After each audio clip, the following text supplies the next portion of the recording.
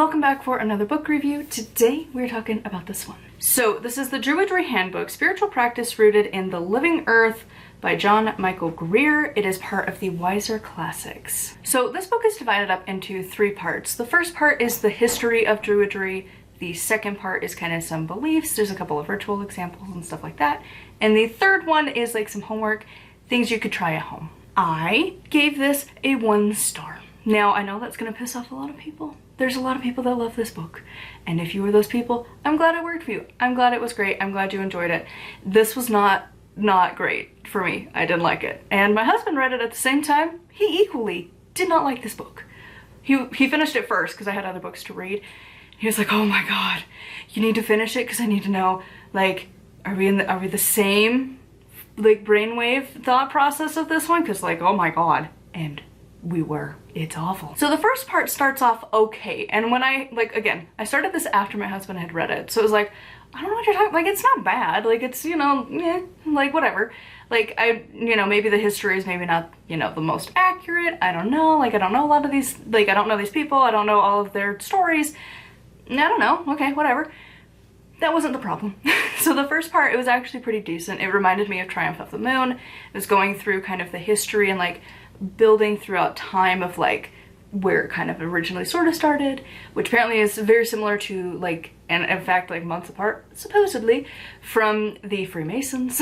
So, like, you kind of started there, and then how it changed or whatever, and you're like, okay, that's not bad. The second part, it felt like we went from, like, gently guiding you and holding your hand, and then it was like, no, we're just gonna leave you here. And it's like, what are you talking about? It got a little more complex. Definitely stopped holding your hand on explaining things, and really I felt like it didn't explain a lot and just kind of really dove in deep, and I was like, well, okay, it's a little weird, it's different, not explaining a lot, still not that bad though. Like, it went from, like, it's okay to, like, like at that point I was sitting at, like, a 3. It's like, okay, it's not, like, the worst. I would explain it better. I would hope other people explain it better. As someone who's not really big into Druidry, like, I don't know a whole lot of these things, and as someone who doesn't know a whole lot of these things, trying to read a book to learn the things, it's making it a little complicated. It's not as well put together as some other books. And so it's like, okay, meh, and then we hit the third part, and everything fell apart. And one of the big reasons I hated part 3 of this book is the author, I feel like, and from what my research has been and general consensus, he is wrong. Just substantially. So one of the things that Druids are typically known for is being environmentalists, right? Like, nature's sacred, which honestly you could kind of argue is most of paganism and witchcraft and Wicca, whatever. Typically it's going to be the Druids in particular that you're like, oh yeah, they're gonna be environmentalists, right? Like, that's just the general stereotype that they get. Like, the Norse are off here, like, fighting off the neo-Nazis and all of those kinds of people, and then you've got the Druids who are more of the environmental issues, right? Like, that's kind of where it separates. And, like, the specifics, of course, there's overlaps, right? But in general, you think Druid, Earth, environmentalism, right? No, but yes, but no, but yes, the third part of this book. So, first of all, like, the research on this part of this book, I am severely questioning. It does not match up with any, again, general consensus from professionals in the industries, right? And so, and again, environmentalism. It's a big community. You've got the people who are really big into, trying to deal with fabric and how fabric waste is happening in the world, or plastic. That's a really popular one. But also there's, like, how people are, like, tearing up the environment and are trying to protect, like, wetlands and the rainforest, and, like, locally I'm sure there's places where you've got environmentalists where you are that are trying to preserve certain areas. And so, and even, like, if you look into, like, the people who work at, like, the national forests, they have issues, like people going off trail and destroying the environment. Like, there's a bajillion different little subsections of environmentalism, but generally speaking, most people agree that, like, climate change is real. And then also that there's certain leading causes. And this author goes off, consensus is the nicest way to put it. They just go off on their own little adventure that you kind of, as you're reading this, feel like you need a tinfoil hat just to fit in. Because it's wild and it's awful, really bad, really bad. Like, again, typically, if you're gonna go into environmentalism and being like an activist, like one of the leading contributing factors to climate change is animal agriculture. It's really bad for the environment. The methane gas is horrible. People who live in like the nearby towns, there's like certain studies that have shown and like case studies that have shown that like it's not great for their health and just general well-being. It's awful. And then of course for the workers, it's not fantastic. Obviously for the animals, it's not great. Like there's a lot of that contributes. And then, you know, there's big corporations and like the amounts that they contribute to climate change. But no, it's your fault, but also that adopting, at least lessening your meat consumption, your dairy consumption, or going completely vegan, none of that matters. But also it's all your fault simultaneously. Like the author cannot pick a lane, but like the things that he tells you to do for the environment are like so tone deaf. For instance, you are, like, there was like a list of things and I'm like, that's a privilege stance. You're supposed, like, first, it's all over the place. I'm trying not to step on too many toes with this one, but it's like, you're not supposed to drive your car. That's a bigger problem. And it's like, okay, have you visited America though? Like, not the East Coast, not where we originally started, and not like dense cities, but even then, really, like, Salt Lake's a pretty dense city. We're heavy car based. Like, you kind of need a car to get most places. And that's city life. You go outside of like the Salt Lake Valley here in Utah, like there's not a lot. And like I'm from what I've experienced driving through Idaho many a time, like they're kind of the same deal. You got like your major town and that's it. Like you got like Boise, Twin Falls, like there's a couple towns where it's like, okay, yeah, it's like a city. But then it's car dependent. If you live anywhere else, you need a car and not like a little electric thing. Like you need like a real car that's going to last several miles to get you places. Also, it's gonna need a lot of power behind it because like snow and rocky terrain and whatever. Like it's not practical for a lot of places. And so like that was like one of their big things. And then it was like, you know, instead of cutting back on things that you could easily do, again, lessening or completely eliminating like the meat industry, and instead adopting like a more vegetarian or vegan diet, or if you like go hunting and like you use that meat from like your elk or deer for the entire year because you get a lot, like that, you know, whatever. But no, instead of that, you're supposed to, no matter what, just have your own garden. And you're like, how? Where I live, you can't grow things. That's not an option. Our soil is not particularly great, and like everything dies. There's very few plant life that survive where we live. The soil is not particularly great, and just the state in general, it's not great.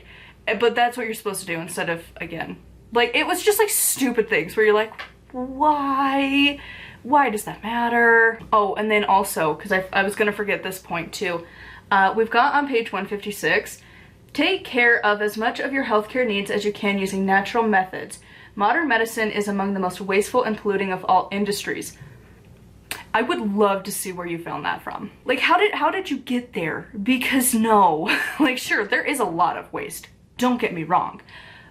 But is it like the biggest? Don't think so. Also, maybe we don't fight healthcare? Like, there's many problems with healthcare, but their waste, is that really the issue?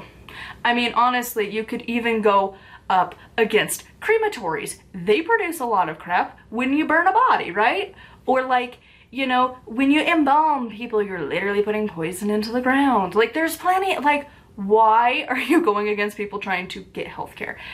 No. Also, natural doesn't always work, and typically people who are shoving natural first are very much into the more pseudoscience people, where it's like, if you drink celery juice, it'll fix you. And it's like, that's not how that works, but okay. Also, I found this hilarious, and I have tried for days, actually probably close to a week now, trying to find the video.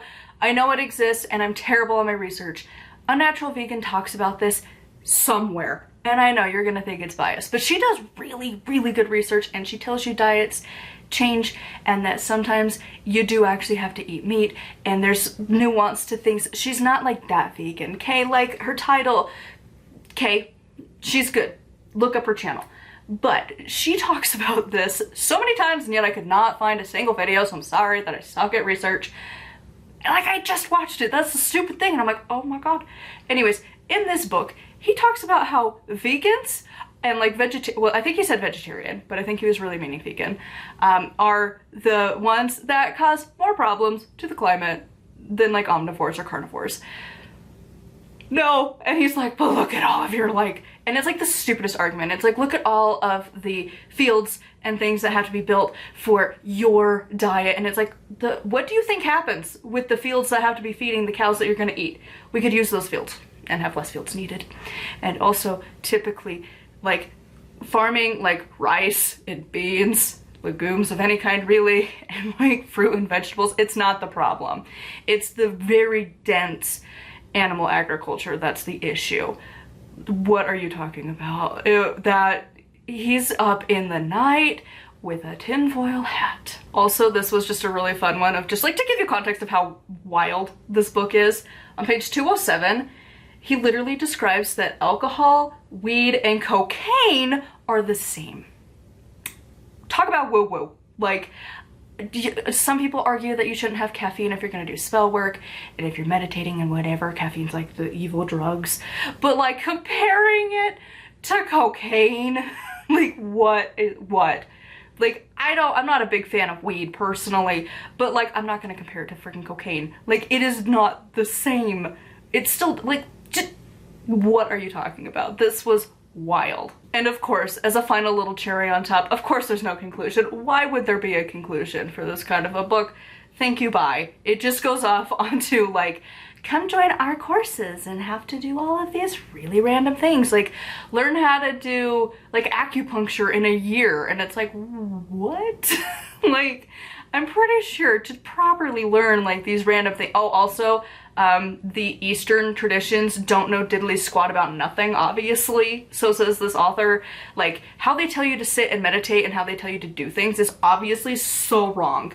And it's like, I'm sorry, they've been doing that for like 2,500 years. I think they might have mastered that. Like, that's one of the things, like, give some credit where credit's due. Like, Eastern traditions got some stuff that's lasted far longer than anything we Westerners have done. And like, it was literally like, to sit in lotus position is horrific, but also you're supposed to lay flat, and then anywhere that's painful is just a sign of where you need to release tension and it'll get better. So yeah, needless to say, I really didn't like this book. It was rough to get through that last part. Again, the first two weren't bad, but that third part was wild. And again, I usually reserve my 1 stars for being particularly bad. I feel like this level of pseudoscience and really going against the majority opinion on climate change and what's causing it, and just like, again, meditation is horrible from the Eastern traditions, but this random one that came up at the same time supposedly as the Freemasons down on school. Yeah, it felt like I really needed a tinfoil hat going through the third part. Like, it's bad. So I'm sorry if you loved this. I don't understand why, and if you agree with a lot of those parts from the third part of the book, we don't need to be friends. Just bye. Because it's like the same people who are like anti-abortion. It's like, bye. I don't miss you. Bye. Like, why does this exist? So no, I don't recommend this to anybody. Please do proper research on climate things and environment and stuff, because this was wild. I know there's other books out there that are better for Druidry. Literally, pretty much any of the other ones I've reviewed up to this point are better than this, actually. Like there was one that I think I've talked about a few this year that was like, I think it was like, they're really generic titles, so it's kind of hard to remember them, but I think it was like the Druidry book or something like that. That one would be fine in comparison. Like, there's so many better books written, and like the Druid Path or like the Nature Path or something, I think I talked about it 2 years ago when I very first started talking about books. Like, there's better books. This one definitely really bad. And I went back and forth on, is it really that bad? And the more I thought about it, I'm like, yes, it really is. Misinformation earns you a rank in the 1-star books. It's so bad. So anyways, that's all for this book. Don't buy it. Just go away from it. Bye. Needless to say, I don't like this book, so I would love to know your thoughts on all of this in the comments down below. What was your worst book you've read recently? Because this definitely takes the cake, and I just barely also had another 1-star recently, so it's like, dang, they're just hitting at the end of the year now. So yeah, it's pretty bad. A huge thank you to my patrons. If you want to support me, get access to exclusive content. On Tuesdays is when I talk about books that I'm curious about and wanting to read about, and they don't necessarily fit the theme of the channel. Sometimes it's like the decluttering books and like the Norse books, because I've talked about it. I don't talk about them here on the main channel. So, you know, just a bunch of really random ones are going to be over there. So if you want to check them out, it's patreon.com/nightwillowcrafts. On Thursdays, I post my audiobooks. If you want to hear me try and read my own books, I suck at reading out loud. So, you know, be grateful that it's there if you want to listen to me try and read through my own books. And then on Saturdays, I talk about going mostly through STOW, trying to finish that up by the end of the year. So yeah, if you want to come along for all of that, it is always linked down below. Make sure to like, comment, and subscribe. I post every single day. And until next time, thank you so much for watching, and blessed be.